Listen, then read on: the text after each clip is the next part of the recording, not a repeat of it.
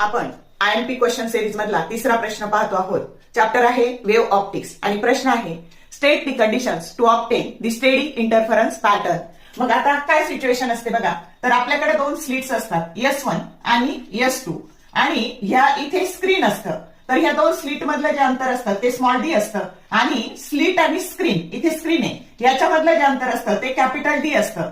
हे मीटर किंवा सेंटीमीटर मध्ये असतं आणि दिलेलं असतं आणि हे मिलीमीटर मध्ये दिलेलं असतं. आलं का लक्षात? आणि मग ह्या अशा इथून निघणारी वेव्ह अशा इथं मिळाल्या की तिथं काय तयार होतो, तर ते स्टेडी इंटरफरन्स पॅटर्न तयार होतो. मग हा स्क्रीनवर इंटरफरन्स पॅटर्न असा स्टेडी यायचा असेल तर काय कंडिशन्स आहेत, तर पहिलं बघा, आता टू सोर्सेस ऑफ लाईट, हे दोन सोर्सेस आहेत, to sources of light should B coherent. आता कोहेरंट म्हणजे काय, तर त्यांच्यामधला फेज डिफरन्स हा कॉन्स्टंट असला पाहिजे किंवा त्या दोन फेज मध्ये असल्या पाहिजे. आलं का लक्षात? सेम फेज किंवा कॉन्स्टंट फेज डिफरन्स. तुम्हाला एक मार्काला प्रश्न येऊ शकतो की what do you mean by coherent sources. तर ज्यावेळेस दोन सोर्सेस मधला हा phase they are always in phase or they are having constant phase difference, at that time we can say that two sources are coherent. त्याच्यानंतर दुसरं, the two sources of light should be monochromatic. ते कसे असले पाहिजे? Monochromatic. आता monochromatic म्हणजे काय, तर प्रत्येक लाईटला स्वतःची वेव्हलेंथ असते. आलं का लक्षात? मग हा जर ग्रीन असेल तर हा पण ग्रीन असला पाहिजे. हा ग्रीन आणि हा येलो असेल तर चालणार नाही.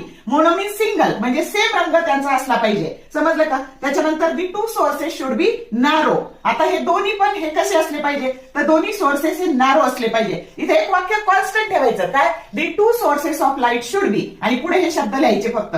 त्याच्यानंतर दोन्हीचं अँप्लिट्यूड सेम असलं पाहिजे. The two sources of light have same amplitude. आता सेम अँप्लिट्यूड काय असलं पाहिजे, तर सेम अँप्लिट्यूड, तर तुम्हाला माहितीये डिस्ट्रक्टिव्ह मध्ये ही पहिली वेव्ह अशी असेल तर दुसरी वेव्ह मग अशी असेल तर मग तरच डिस्ट्रक्टिव्ह इंटरफरन्स 0 येईल सेम अँप्लिट्यूडचं. समजलं का? म्हणून त्यांचं अँप्लिट्यूड सेम असलं पाहिजे.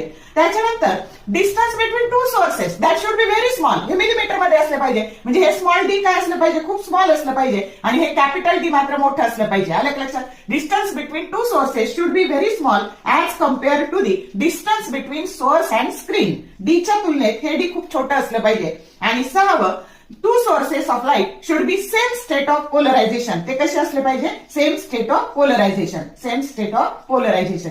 समजलं का? झालं का? 3-4 मिनिटात तुमचा प्रश्न तयार. असे छोटे छोटे प्रश्न तयार करा आणि बोर्ड परीक्षेचा अभ्यास करा. तर बघा, शॉर्ट व्हिडिओ आवडले, लाईक करा, शेअर करा, कमेंट करा. For more useful tips and tricks keep watching wings of physics. Thank you very much.